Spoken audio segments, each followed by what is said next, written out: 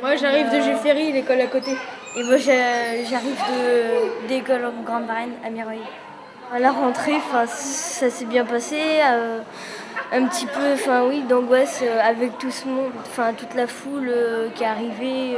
Le truc qui fait le plus bizarre, c'est que quand t'es en primaire, t'es un des plus grands parce que t'es là au dernier niveau. Et après, tu redeviens au plus bas du collège. Donc, la première fois, c'était un peu stressant quand même.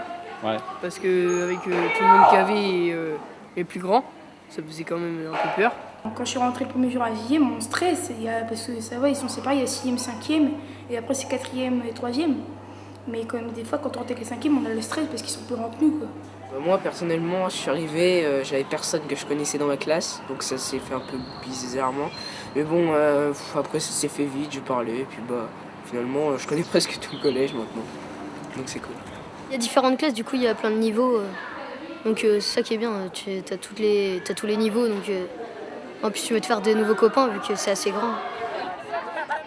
j'avais quelques appréhensions quand je suis arrivée par rapport aux autres élèves plus âgés, mais je pense que l'année de 6e, c'est vraiment... on apprend vraiment à grandir et on se sent... au fil de l'année, on prend de la confiance et vraiment, l'année de 6e, je pense que c'est une année vraiment importante du collège.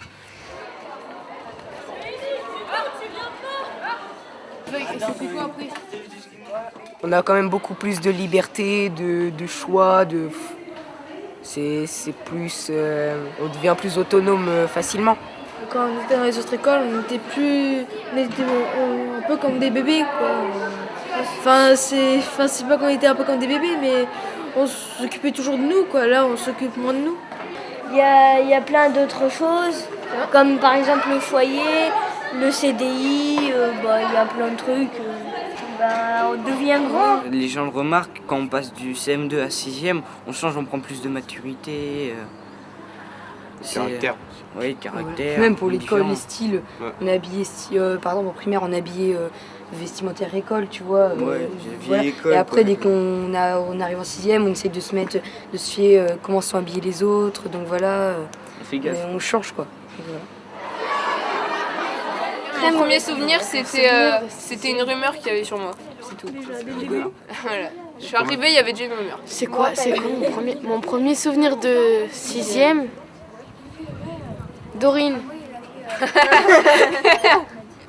Par exemple, en début d'année, quand j'étais en 6e, il y a certaines personnes, par exemple, qui me faisaient des mauvaises farces, tout ça. C'est le bizutage des 6e, en fait. Sur certaines personnes, oui, il y a des moqueries. Surtout sur ceux qui sont souffre-douleur, c'est pas forcément le style aussi, il y a certaines personnes qu'on n'aime pas, je sais pas pourquoi que quelqu'un n'aime pas, donc ce sera lui qu'on va embêter, et donc on va lui dire sur son style que voilà, il y a quelque chose, donc voilà. C'est le collège, après il y a des mentalités qui sont comme ça, c'est dommage, mais bon. En 6e, par exemple, je m'habillais, j'étais en jogging, je m'habillais avec des polaires bleus. C'est vrai, elle m'a vu, donc voilà. Et du coup, en fait, il y a des critiques aussi qui permettent d'avancer.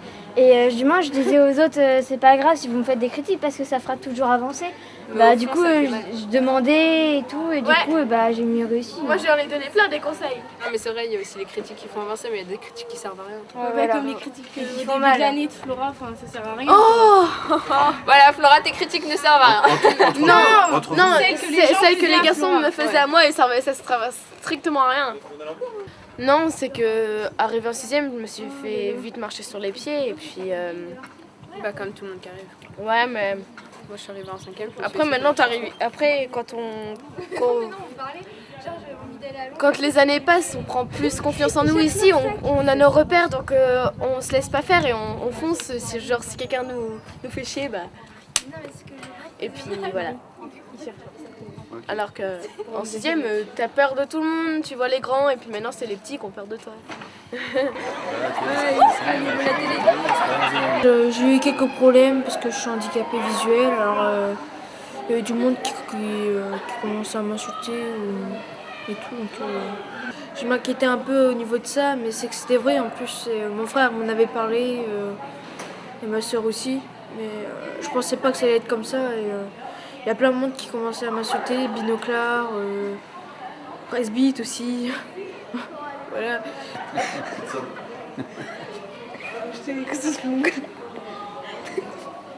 Je me sentais un peu rejetée, alors je me mettais dans un coin tout seul. J'ai eu ce petit mongol là comme ami. On arrive, on est petit, après on va monter les grades et puis voilà. Mais faut pas se laisser pencher dessus. Mais le collège, c'est dur, hein. C'est méchant. Des fois. Ça fait réfléchir. Quand on est en 6e, du coup, plus maintenant, mais avant, on avait toujours peur en fait. On essayait d'éviter les plus grands que soi et tout ça, donc c'était pas très cool. Maintenant que je suis en 4e, en fait, je vois que toutes ces histoires de bizutage, c'est super idiot en fait. Donc du coup, j'essaie d'aller vers les 6e pour plus qu'ils aient peur. C'est faire sa place. Ouais. Faire sa place. Si on n'a pas de place, on sera écrasé. Je sais pas, c'est bête, les 6e, ils ont rien fait de spécial contre nous, quoi. Bien au contraire, faut les aider pour qu'ils se familiarisent avec le collège. Bah, au début, quand j'étais en primaire, en 6e, en 6e c'était 6e. En 5e, des fois on me disait que j'étais petit, mais moi je leur disais que ça servait pour passer pris avant tout le monde. Du coup, moi j'ai toujours bien vécu. Après, ça m'amusait. Donc, Moi je pense que t'es coriace. Hein. Même si t'es petite, ça dépend quoi. Tu te laisses pas faire. Hein. Oh non. Mais non, mais c'est vrai, des fois, par rapport au physique et à la mentalité, on peut vraiment se forger le caractère et du coup, la vie au collège devient plus amusante, j'ai envie de dire. Et donc oui, ça peut être un avantage parfois. Oui. J'écoutais du fond du temps un petit crayon, maigre et pâle comme toi, et qui ne pensait qu'à tout donner lui aussi. Marie-toi vite, Antigone, sois heureuse. La vie n'est pas ce que tu crois. C'est une eau que les jeunes gens laissent couler sans le savoir, entre leurs doigts ouverts. Que sera-t-il, mon bonheur? Quelle femme heureuse deviendra-t-elle, la petite Antigone? Quelle pauvreté faudra-t-il qu'elle fasse, elle aussi, jour par jour, pour arracher avec ses dents son petit lambeau de bonheur? Le tien et le mien, oui, imbécile. Et donc, quel est le point qui fait qu'à un moment donné, le crayon qui dominait, qui croyait que c'était bouclé, quel est le mot déclencheur qui fait basculer? Je sais pas. Tu sais pas? Vas-y Marie. C'est le mot bonheur. Tout à fait, c'est le mot bonheur. Alors le bonheur c'est quoi? Je vois être content. Être content? Ouais. Donc en fait, toi t'es dans le bonheur. Ouais. Je pense que le bonheur c'est quelque chose que... Enfin, c'est avoir tout ce qu'on a... Oui, tout ce qu'on a envie, mais c'est surtout être heureux. Et avoir... pas avoir un malaise et pas... Ça peut par exemple être quand on a un événement, un anniversaire, on peut être dans le bonheur. Quand on se sent bien, quand on est bien. C'est de faire ce qu'on a envie de faire et être heureux. La liberté. Et être heureuse aussi. Pour moi c'est simple, tant que je peux aller dehors pour faire du sport et jouer à la console, c'est le bonheur. Mais moi c'est quand je suis heureux, quand j'ai ma passion, pour moi c'est le bonheur. Tout à fait, la passion. Hein. Bonheur égale passion. Ouais, c'est tout. On n'a pas forcément toujours la chance de l'avoir ou on l'aura peut-être jamais, donc on ne sait pas, certaines personnes l'ont et d'autres n'ont pas. Ouais, le bonheur ça va avec être heureux, sauf que moi je connais pas ça donc je peux pas dire. Se fixer un but et le réussir. On peut être bien et tout, être de bonne humeur, mais être heureux, c'est un grand mot quand même. Je pense que ça n'existe pas toi. Pas spécialement. Ouais. Pour moi le bonheur c'est la liberté, la paix. Et quand on désire quelque chose depuis longtemps et qu'au bout d'un moment on l'a. On a pris le thème du bonheur et puis chacun a proposé sa définition du bonheur. Mais aucun n'a rebondi spontanément et tout seul sur ce qu'un autre avait dit. Par exemple, de dire moi je ne suis pas totalement d'accord, etc. Parce qu'ils restent enfermés quand même dans leur vision, qui est un peu celle de l'enfance, où les autres pensent la même chose que moi, donc il n'y a pas de problème, alors qu'en réalité c'est plus compliqué que ça. S'il doit devenir près de moi, le monsieur aimant. Ce à quoi on est confronté, c'est quand même, chez le garçon, la volonté d'explorer l'espace au maximum, et les jeunes femmes, elles, c'est plutôt les sentiments. Donc déjà, la classe est plus ou moins coupée en deux. Dans leur évolution, elle change, le corps se transforme, et donc ils ont un problème d'identité. Dans l'enfance, l'identité, ils sont en accord avec la morale des parents, etc. Il n'y a pas de problème particulier. Et là, il y a quelque part quelque chose qui se déstructure, et donc ils sont en recherche, ils sont en train de construire leur identité. Et donc, en construisant cette identité-là, on est amené, nous, du fait qu'ils sont en train, dans ce processus-là, on est amené en tant qu'enseignants à la fois nous imposer par la voix, par le jeu, par le théâtre, pour que les élèves se tiennent correctement. Et puis, en même temps, satisfaire le besoin d'approfondissement des deux catégories. Et à travers les extraits d'ouvrages ou les ouvrages qu'on leur fait lire, l'objectif est d'écarter justement, d'ouvrir leur horizon, leur manière de penser. Nous, c'est plus simple en littérature. On peut éventuellement, par le processus d'identification. Prof de français, lui, il a ses règles. Il les impose, il est strict, mais il reste cool. Et puis, il a ses petits moments aussi où il fait passer des films, où il est vachement sympa avec les élèves. Ouais, tu vois qui c'est.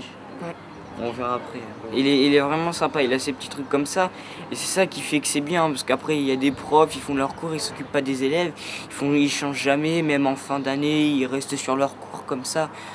Enfin, je sais pas, faudrait un peu innover, on reste sur le même truc. S'ennuyant. Ouais, voilà, on s'ennuie. Le cours est mou, c'est mieux quand c'est actif, quoi. Bon, on s'ennuie, enfin... On s'ennuie, après on reste... On n'a pas vraiment envie d'apprendre et tout. On reste un peu blasé.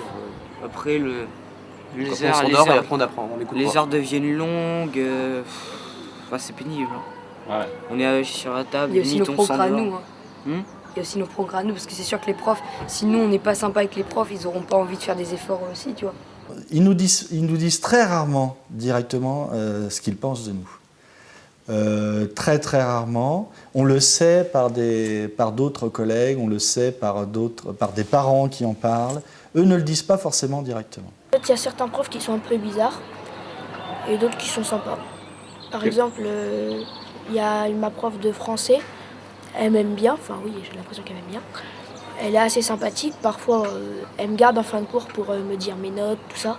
C'est ça qui est bien avec Madame Boutefangeux, c'est qu'elle est ouverte à vraiment tout. Et c'est ça que j'adore chez elle, parce que ça fait 2 ans que je l'ai et vraiment on peut venir la voir, que ce soit des problèmes dans la vie du collège, des problèmes de cours, elle aura toujours une réponse rassurante à nous donner. Et c'est ça que j'aimerais vraiment beaucoup chez elle, parce que c'est une prof, elle sait nous apprendre tout en rigolant, on apprend vraiment bien et du coup on vit nos cours de français vraiment bien et moi j'aime beaucoup. Moi, c'était la première fois que je l'avais et ça m'a plu parce que, comme Sarah a dit, elle communique, on peut lui parler des problèmes, par exemple pour les devoirs et tout, et elle est à l'écoute. Alors que des fois, avec les autres profs, il n'y a pas trop de communication. Je rappelle la consigne. On est discipliné, on est attentif, sinon l'atelier théâtre ne pourra pas avoir lieu correctement et dans de bonnes conditions. D'accord ? Alors on a la chance d'être dans un espace un peu confiné, mais ce n'est pas plus mal, on est entre nous. D'accord ? Donc je veux qu'on enlève la honte, les moqueries, tout ça. On est entre nous. Surtout, je compte sur vous pour essayer d'être bienveillants les uns envers les autres. D'accord ? C'est important. Sinon, j'arrête l'atelier.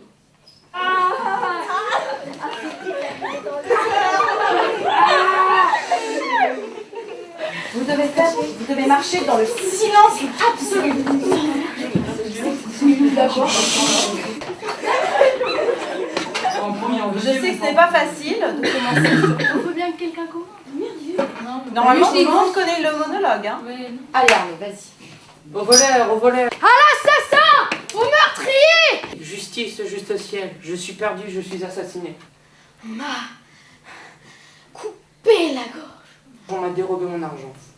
Qui peut ce être? Qu'est-il devenu? Où est-il? Où se cache-t-il? Que ferais-je pour le trouver? Vous voyez bien qu'en fait, sa gestuelle, elle était étudiée, que l'endroit où il se positionnait, où il se plaçait, lui permettait de dire son texte. Je tiens vraiment à vous féliciter parce que c'était une très bonne séance. D'accord? Donc, bravo à vous. Bravo. Au collège, les élèves n'ont pas encore passé des épreuves orales comme ils vont pouvoir en avoir au lycée. Donc généralement, ils sont un peu vierges de toutes ces pratiques. Donc c'est compliqué pour certains élèves. On a en plus l'entrée dans l'adolescence, donc le rapport au corps, le regard des autres. Donc ça peut être très très dur. Et pour moi, passer par le biais du théâtre, ça permet aux élèves déjà d'avoir une première approche de cette oralité, enfin de ce regard des autres, d'essayer d'appréhender un peu son corps, sa voix et puis oui, se confronter un peu aussi aux autres. En français, elle va venir, elle va nous aider, elle va prendre 5 minutes. Je trouve ça plutôt cool, moi. Ouais. Voilà, mais qu'ils aient aussi un peu d'autorité, parce que sinon, après, c'est pas... Voilà, après, ce serait le bordel dans la classe. Bah, il y en a des cools, des drôles, des sympas, mais il y en a aussi qui sacent les élèves, qui... Ils sont vraiment pas trop sympas, quoi, on va dire. Ouais, voilà. Enfin, après, ça dépend de l'élève aussi. Il y a les élèves modèles et il y a les élèves un peu comme moi, un peu les clowns, quoi, donc... J'ai appris à faire quelque chose en étant professeur au collège, j'ai appris à essayer de me reposer, de me coucher un peu plus tôt et de travailler moins tard parce qu'il faut avoir vraiment beaucoup d'énergie. Vraiment. Si on arrive en phase 2 en étant nous-mêmes très fatigués, c'est compliqué. Parce qu'ils sont 27, 28 et nous on est tout seuls. Et eux, généralement, ils sont très en forme.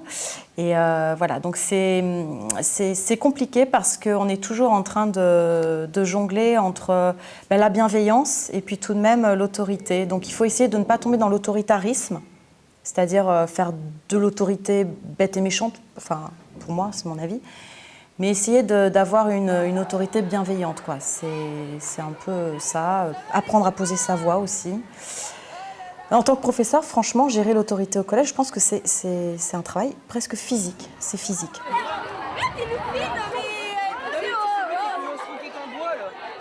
Moi, les profs, je les aime bien tous. Et il y a vraiment plusieurs des élèves dans la classe qui font vraiment le bazar.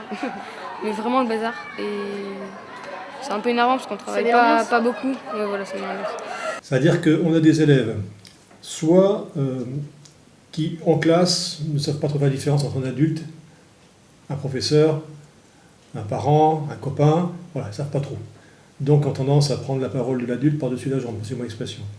Soit on a des élèves qui sont très bien au collège parce qu'il y a les copains, parce qu'ils font plein de choses, c'est sympa, mais n'ont pas compris les enjeux du collège. C'est-à-dire qu'à post-troisième, il y aura une orientation, large ou moins large. Ça, pour eux, c'est très loin, c'est très flou. Il y a aussi le problème de certains élèves au niveau de l'échec scolaire qui ne se sentent pas à l'aise et qui se sabordent eux-mêmes.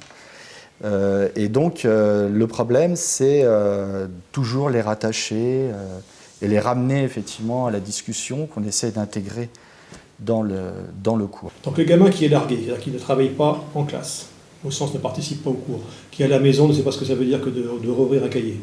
Au bout de quelques mois, ça peut être très rapide, même en 6e, au bout de quelques mois, il décroche, au sens décrocheur en interne. Il est au cours, a priori, mais il n'est pas là. Alors ces élèves, ils rentrent dans l'adolescence, ils ont leur image, leur estime de soi, qui est dégradée. Donc comment ils vont compenser cette image? Eh bien, ils vont compenser en prenant un statut de meneur, passez-moi l'expression, dans le kéké, quoi. Et ça, on a de plus en plus de gamins qui font ça. Dans mon bureau ici, quand je les reprends, souvent on retrouve le gamin, ils peuvent être sympas, même attachants. Et mais dès qu'ils sont sortis, qu'ils sont dans la classe de nouveau ou dans la cour, ils reprennent leur statut de petit leader, et c'est là où ils se mettent carrément en danger. C'est qu'en fait, j'avais demandé mon carnet à un surveillant, et il m'a dit non. Du coup, il m'a dit non, tu verras avec Madame Ellune. Moi, j'ai dit, je vais insulter, et après... Le surveillant a voulu m'emmener chez M. Gant et moi je n'ai pas voulu. Donc après il m'a repris par là et j'ai tiré son bras. Et après il m'a viré le vendredi avant les vacances. Que j'allais me faire gravement sanctionner. Alors du coup je me suis empiré et je suis parti. Là, j'étais en colère, j'étais énervé. Je voulais tout lâcher, j'en avais marre. eux comme nous, on a besoin d'un cadre, de règles de vie, puisqu'on est comme une grosse communauté. Hein. On est 675 élèves et beaucoup d'adultes. Donc il faut un cadre pour qu'on puisse vivre tous ensemble. Et eux, alors évidemment, c'est l'adolescence. Donc le cadre, c'est à la période où on a envie de le transgresser. Et la transgression, c'est bien aussi à un moment donné pour se construire. Et puis nous, on est là pour rappeler les règles de vie. Et quand il y a un manquement aux règles de vie, au règlement intérieur, on est là pour punir ou sanctionner selon la gravité de la faute. Je pense qu'ils vont me sanctionner et qu'ils vont me dire qu'il ne faut pas que ça se reproduise. On met sur pied une fiche de suivi, une fameuse fiche de suivi, qui ne sont pas des baguettes magiques, ça n'existe pas les baguettes magiques, mais ça permet d'étayer le gamin, de le suivre sur des points bien précis, très, très ciblés. Ça dure 2 semaines, 3 semaines, 4 semaines, signature aux parents tous les soirs, signature au prof principal, voire à moi, de façon hebdomadaire. Ça, c'est une étape. Voilà. Ensuite, quand vraiment on voit que ça ne fonctionne pas bien, ou que ça ne fonctionne pas du tout, ou que le gamin en rajoute, on passe à ce qu'on peut appeler les commissions éducatives. Là, il y a un aspect davantage disciplinaire, au sens de la discipline. C'est à peu près le même type de réunion, sauf que là, on va poser parfois des sanctions. Les sanctions, en évitant quand même d'aller trop loin, c'est-à-dire qu'on se dit ça, attention, là, on est en train de flirter le concept de discipline, donc on va quand même éviter. Dans les situations extrêmes, on a des élèves qui ont pu tenir des propos très injurieux à l'égard des adultes, ou avoir des gestes très injurieux, alors les propos insultants, bras d'honneur. Heureusement, ça n'arrive pas souvent, mais ça nous est arrivé assez récemment. Ça peut être de l'introduction d'alcool, de cannabis, ça nous est arrivé récemment, alors oui, une seule fois, mais pour chacun des trucs, mais une seule fois. Ça peut être des sorties illégales de l'établissement, puisqu'en plus il y a l'attrait du centre commercial juste à côté. J'ai eu, en 4e par exemple, j'ai eu droit à 3 heures de colle, 2 jours d'exclusion, parce qu'avec des potes on s'était mis à fumer, on commençait à sortir du collège et tout, et on s'est fait choper, donc on prenait tous les 3 ensemble la même munition, j'ai envie de dire. Et c'est après, à la fin d'année, qu'on est revenu, après que les adultes nous aient recadrés, on va dire. On a recommencé à travailler sérieusement et tout. Au pré-conseil de discipline, on a parlé de ce qui s'était passé et ils m'ont dit que j'avais 2 semaines de fiche de suivi et si mon comportement ne s'améliore pas, j'irai pas au voyage en Allemagne la semaine du 1er avril. Mais dans l'ensemble, à chaque fois, avec du recul, même sur un conflit grave, on arrive à remettre les choses à plat et à discuter avec eux. On vit ensemble toute la journée, puis les grands, ça fait 4 ans qu'on se connaît, donc on se connaît et on sait comment on fonctionne les uns avec les autres. Et puis alors à chaud, c'est difficile d'avoir une discussion, mais en général, quand on reprend les choses, une fois que les choses se sont un peu calmées, on arrive à discuter, échanger et puis à faire prendre conscience à l'élève qu'à un moment donné, il n'a pas eu l'attitude qu'on pouvait attendre, quoi. Oui, je vais faire des efforts, j'ai pas le choix de toute façon. Il faut montrer à un moment donné que le gamin, il faut bien qu'il se heurte à un moment donné à la loi, à la règle, et c'est aussi une façon de protéger les autres. Parce que malheureusement, on a certains élèves, je dis bien malheureusement, qui par leur comportement perturbent énormément les cours. Voilà. Mais bon, attention, je ne vais pas non plus dramatiser. 674 élèves, et j'aime bien dire que sur les 674, on a au moins un minimum 600 qui ne posent aucun problème et qui sont bien. Et les autres, c'est toute une échelle. Et que nous on ne demande qu'une chose, c'est que tous nos gamins réussissent. Ça, c'est notre objectif.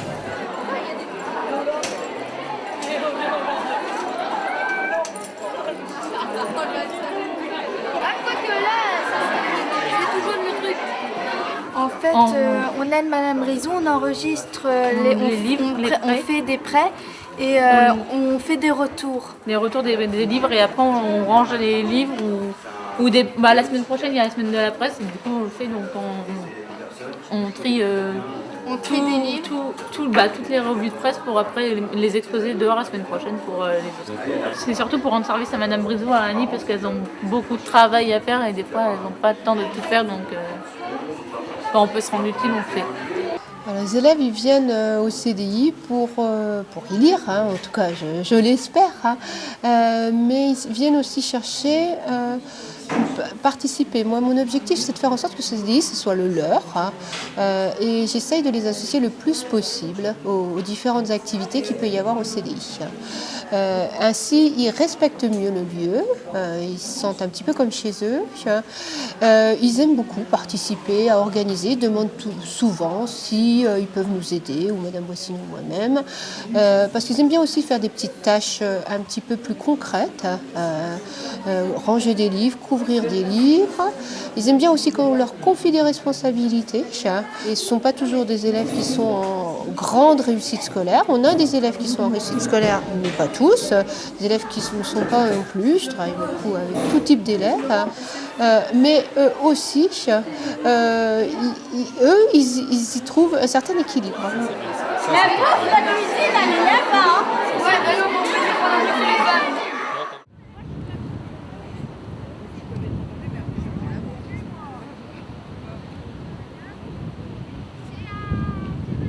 Je me suis trempé les pieds. Ce qui est plus gênant, c'est les petits objets là. Et là, tu vas voir, on a des blocos de la Deuxième Guerre mondiale. On est venu pour 3 jours avec les profs et notre classe de 4e CEPA pour visiter l'île de Léron. On a été voir des bateaux qui transportent des poissons pour les reposer dans un magasin pour pouvoir les revendre. C'était une sortie pédagogique en fait. Le but de ces 3 jours, c'était pour découvrir la faune. Et apprendre à vivre en communauté. Mieux se connaître et pour faire une sortie et pour sortir avec la classe, quoi. Ça permet de mieux connaître les autres, déjà comment ils sont un peu, on va dire, chez eux, dans la vraie vie, comment ils sont. L'objectif, c'était de travailler donc sur l'autonomie, parce qu'il y avait pour certains quitter les familles, c'était jamais fait. Ça nous apprend à respecter les autres et puis à participer à des activités en communauté. On est en SECPA pour mieux apprendre et pour que les profs apprennent mieux à nous expliquer comment tranquillement. Parce que quand on est en général, ils ne peuvent pas s'occuper de tout le monde, pas trop nous expliquer. En 4e, mais allégé. Pareil que les autres, sauf on va moins vite qu'eux. On a des difficultés dans certaines matières, enfin dans 1 ou 2 matières. Par exemple dans les maths ou dans le français ou l'histoire ou l'anglais. Ils sont plus enfantins, souvent ils ont un côté moins... Ils mettent plus de temps à grandir. Monsieur, vous filez les bastons. Ça peut dépendre la difficulté entre les comportements et les difficultés à apprendre. Moi, l'apprentissage, ça va, mais je suis plutôt un mauvais comportement. Ça dépend. Alors, c'est le problème, des fois, c'est la difficulté, je dirais, de la SECPA. Ils ont besoin certainement d'être plus accompagnés, plus encadrés, en raison du manque d'autonomie qu'ils ont. Mais le problème après, c'est qu'on pourrait reprocher aussi des fois qu'on cocoon trop. L'élève va nous parler plus facilement de problèmes qui lui arrivent à l'extérieur. Elle est pas mal, même Piquero. C'est vrai qu'on a quand même de la chance de la voir. Elle peut être des fois l'autoritaire, des fois... Ça dépend de ce qu'on fait. À part qu'en ce moment, elle commence à avoir plus confiance en moi. Elle est obligée de vérifier mes devoirs. En clair, beaucoup de choses. Ça m'arrive des fois d'aller me déplacer chez les parents, chez les élèves. Pendant les vacances, il y a 3 jours où j'ai passé pour donner des papiers encore. Je suis pas sûre que... Je suis pas sûre que ça se fasse forcément. Ça m'est déjà arrivé d'aller dans une famille pour dire là, il y a un problème, il est absent un peu trop souvent, parce qu'autrement on n'arrive pas à joindre la famille. Parce que j'avais des problèmes, j'avais des difficultés en certaines matières. Je pense que c'est mieux que le collège normal. Enfin, C'est plus adapté pour nous. Voilà, j'aime bien être dehors que être à l'intérieur. Je pense que dans cette structure, ils arrivent un peu plus à prendre leur marque, puisque justement, on les voit souvent. Généralement, je les vois au moins à peu près une fois par jour, voire 2 à 3 heures dans la journée. Donc, pour eux, c'est rassurant. Ils ont l'adulte plus régulièrement, qui va les suivre aussi de la 6e à la 3e. On les voit vraiment se développer au fur et à mesure. Hein. Et en 4e, souvent, c'est l'année charnière où il y a un déclic souvent qui se passe. La maturité qui vient un peu plus, le projet qui se confirme pour certains, les ateliers pour ça, vraiment les aident. Et puis je pense qu'ils s'y retrouvent parce qu'ils ont le côté pratique, faire de la cuisine, travailler en extérieur, s'occuper des plantes, du potager, etc. Donc ce sont des choses qui les motivent relativement bien, plus les périodes de stage où la plupart sont également motivés.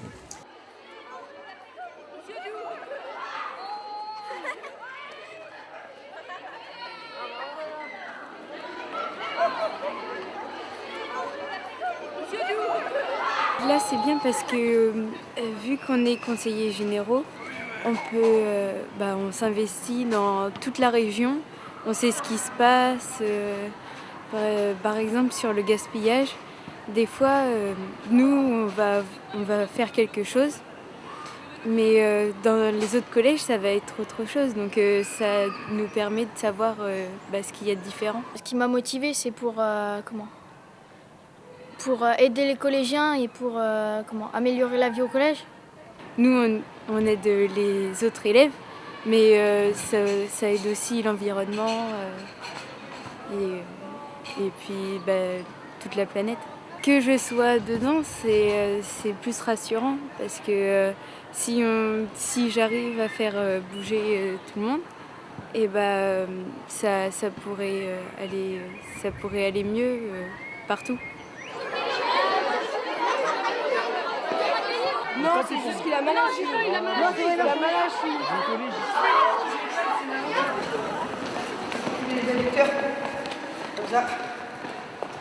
L'idée, c'est de pouvoir proposer un tournoi de foot en salle pendant la pause méridienne. Les encadrants qui font ça, ils organisent tous les matchs et tout ça, toutes les équipes qui font les matchs. Après, dans les équipes, il y a un arbitre qui peut le faire. Et donc, il y a les 2 arbitres, voilà, vous pouvez venir avec nous. Venez les gars.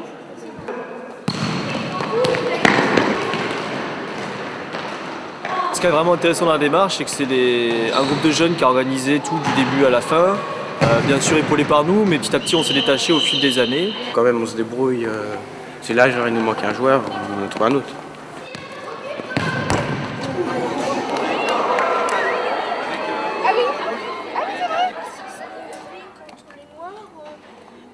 Les religions. Envie de faire des actions pour lutter contre le racisme et les discriminations. On a mis en place avec Antoine, l'animateur du CAC, un jeu sur des affirmations, des scènes existantes de la vie quotidienne et également des petits sketchs, des pièces de théâtre où ils doivent mettre en scène des discriminations. Tous les Arabes sont musulmans. Moi je connais quelqu'un qui est arabe et non, la personne n'est pas musulmane. Comme nous, il y a des gens qui disent que quand on se fait baptiser, on croit forcément en Dieu, mais c'est pas vrai parce que il y a des gens qui sont baptisés et qui vont pas à l'église. Et en fait, Benjamin il ne jamais joué au foot de sa vie. Je sais pas, en 6e on avait peut-être un peu plus libre. Enfin pas qu'au collège, mais même en dehors on était peut-être un peu plus libre. Ouais. Puis après je pense que je préfère maintenant. J'ai appris à travailler différemment et ça m'a changé et je pense que c'est bien parce qu'on apprend à être sûr de soi-même et voilà. Ah ouais, au début je voyais ça toujours comme l'école, quelque chose d'ennuyant qui qui devaient nous obliger à travailler à la maison, des contraintes, toujours des choses comme ça. Et puis au fur et à mesure des années, on a évolué dans notre tête, je pense. Même si pour certains ça y est pas encore à fond, mais on va tous évoluer. Et arrivé en 3e et même en fin de 4e, je commençais déjà à me projeter dans l'avenir, on va dire, pour essayer de voir ce que je pouvais faire plus tard. Donc ouais, il y a eu une évolution, je pense. 6e, 5e, en gros, sont conformistes. En fond, ils travaillent parce que leurs parents leur expliquent qu'il faut travailler. Donc on est dans le scolaire. À partir du 4e, 3e, je trouve que c'est plus intéressant pour moi parce que justement, ils sont moins dans le conformisme. Ils sont, pour certaines classes en tout cas, qui ne sont pas forcément scolaires, mais par contre qui sont très pertinentes à l'oral, qui ne sont pas forcément très bonnes à l'écrit, qui ont des difficultés avec l'écrit, mais par contre qui sont capables de poser des questions, de s'interroger. Le questionnement est très très important. À partir du moment où ils questionnent, on est déjà embarqué dans la pensée abstraite. C'est vrai que quand on a des élèves de 6e et de 3e, on voit vraiment une différence flagrante d'un cours sur l'autre. Les 6e sont encore des petits, des enfants, alors que les 3e, on est déjà avec des petits adultes, entre guillemets. Même au niveau de l'énergie, ce n'est pas la même chose. Les 6e, il y a une espèce d'énergie débordante, alors qu'à partir de la 4e, 3e, on sent déjà un peu l'adolescence qui est tombée un peu sur les épaules, et une nonchalance. Je pense que ça se joue dans les 2 années 5e, 4e, et puis après 3e, on grandit vraiment. Après 6e, c'est autre chose, on est encore dans notre esprit d'enfance, primaire, tout ça, mais vraiment 5e, 4e, on commence à se transformer. On voit bien que les regards des gens changent sur nous quand on n'est plus comme une petite fille, mais plus comme une jeune fille qui devient femme. Donc, mais bon. Ça a carrément changé maintenant. Avant, avant on jouait avec les copains et tout, mais maintenant on est plus. On joue plus quoi. Je sais pas, on devient mature, on parle de ce qu'on a fait le week-end, de ce qu'on a fait de drôle, de ce qu'on a fait de bizarre, des trucs comme ça, et puis on arrive à se faire des discussions très longues, des fois très longues. Ça fait partie d'un moment quand on grandit, qu'on arrive, on a dans les 10-11 ans, et puis on repart, on a dans les 14-15, donc c'est quand même un moment où on change beaucoup entre ces années. Donc ça nous aide parce que, aussi on rencontre d'autres gens qui viennent d'autres écoles, du canton et tout, donc on se fait de nouveaux amis. Il y a des groupes qui se forment, qui se déforment, voilà. Au collège, en général,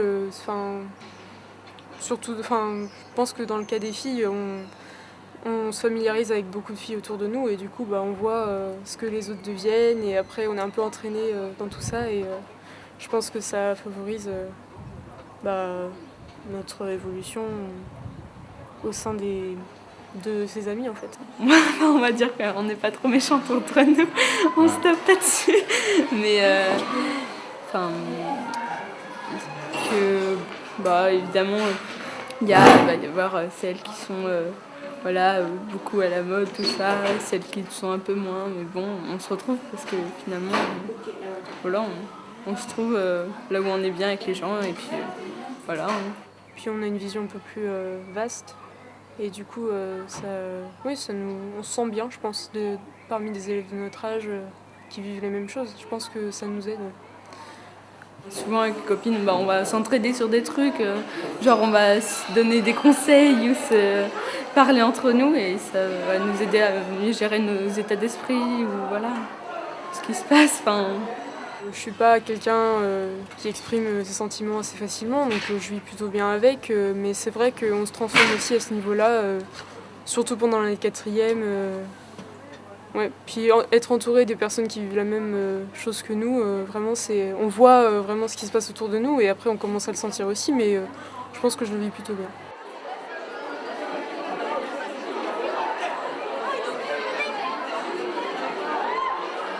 Excuse-moi, mais imagine-toi qu'on fasse plusieurs aventures.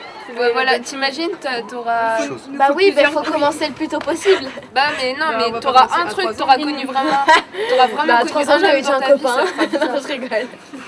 Il nous faut plusieurs erreurs pour trouver le bon chemin. Oh, les poétiques. C'était plus simple en primaire. Bah non, déjà dès la primaire, c'est y aller quoi, mais enfin non, ça va. Non, ça se passe bien avec les filles. Ouais, pareil. Le matin, on allait voir quelqu'un même si on le connaissait pas et puis voilà, c'est. Tu veux sortir avec moi? Et Tu puis veux ça y est, être il est là. mon amoureux? Tu y allais le matin, tu jouais avec tes petits cubes là. Excuse-moi, en primaire, je jouais plus avec mes cubes. Bah, moi j'y joue toujours. Ça reste plutôt simple, elles sont sympas. Puis il y a du monde à connaître au collège, on est 600. On est à peu près 600, donc il y a du monde à connaître, quoi. Avant, on s'envoyait nous des petits mots en classe, voilà. Mais là, maintenant, il n'y a plus besoin d'être forcément dans la même classe pour communiquer avec un autre. On s'envoyait un SMS. Et je te retrouve devant les casiers à la récréation. Bah, à la récré, on parle, on s'amuse. Enfin, comme si c'était des garçons. Enfin, c'est pareil en fait, quoi. C'est juste que c'est des filles.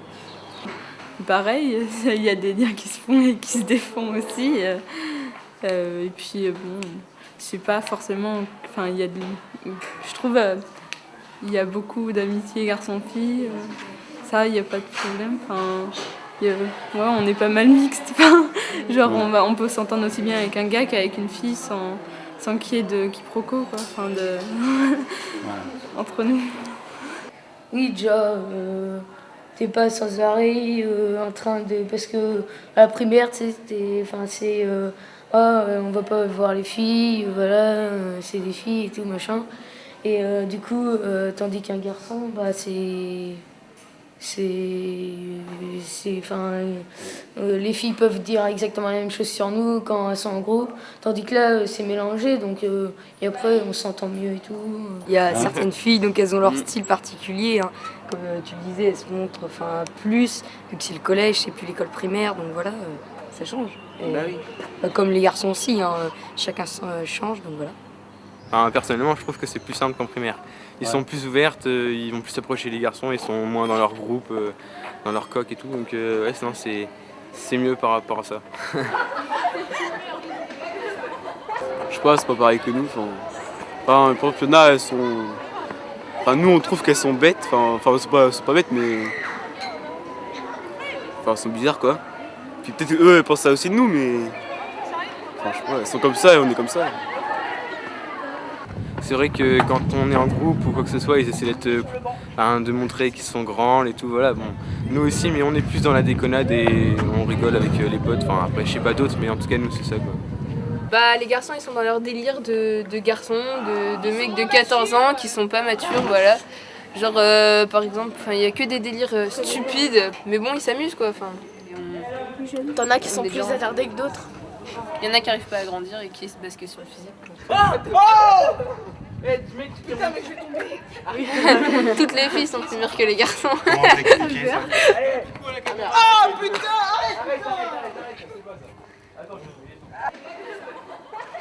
On a 14 ans et il y a une chance. Non, là où ils sont surprenants, c'est dans leur imagination. Ils ont une imagination débordante, elle n'est pas alourdie, comme chez les adultes, par les impôts, la vie de famille, etc. Donc ils sont beaucoup plus libres à ce niveau-là. Et c'est leur imagination, tout à fait. Ils ont beaucoup d'imagination. Ils ont gardé ça de leur enfance. Et surtout, je leur dis de continuer à garder ça, et que c'est un moyen de se préserver face à la vie difficile qui les attend. Il nous reste pas mal de temps. Moi, il me reste plus beaucoup de temps au collège, mais il y en a, il reste du temps. Donc, et puis après, l'avenir, c'est le lycée. On continue les études pour essayer de vivre sa vie le mieux possible et de profiter, quoi. Parce que après, faut pas rester non plus, faut pas se faire un blocage. Faut que je sois bon, comme ça, je vais pouvoir aller dans un bon lycée, tout ça. Je vais gagner plein d'argent. Enfin, faut aussi, voilà, vivre les deux. Faire attention au collège et tout, mais aussi pas se bloquer là-dessus et sortir, voilà, s'amuser aussi à côté. Ouais, je pense pas trop à mon avenir, je préfère m'amuser, je profite. Voilà. Après on verra plus tard. La troisième, ouais, je pense que je m'occuperai un peu plus, mais pour l'instant, c'est tranquille. Moi c'est surtout pour l'année prochaine parce que je suis angoissée, parce que c'est le brevet qui me fait plus peur. Moi, surtout l'année prochaine et l'avenir qui arrive. Qui me fait Moi, peur. ça va parce que je sais où je vais m'orienter. Je me suis déjà renseignée, donc c'est pas de problème pour après la troisième, mais c'est plus pour la troisième. Après, si on se projette nous par rapport à notre point de vue, forcément on va être riche quoi. Oui, mais et on va faire un métier. par rapport à ce qui se passe en ce moment, par rapport à la crise, et si on se détache pas trop de la réalité, et on voit qu'il y a beaucoup moins d'emplois et que tout se supprime et ça devient comme ça. Moi, on m'a toujours dit la 4e, c'est là où il faut bien que tu travailles en cours, faut bien bien travailler. Parce qu'après, il y aura le brevet blanc, il y aura tout ça en 3e, donc il faut bien préparer et tout ça. Mais moi, je n'ai pas d'idée encore pour mon métier, je me mets tranquille pour l'instant de mon côté. On verra plus tard, quoi. Ah, voilà. Pour l'instant, ça va.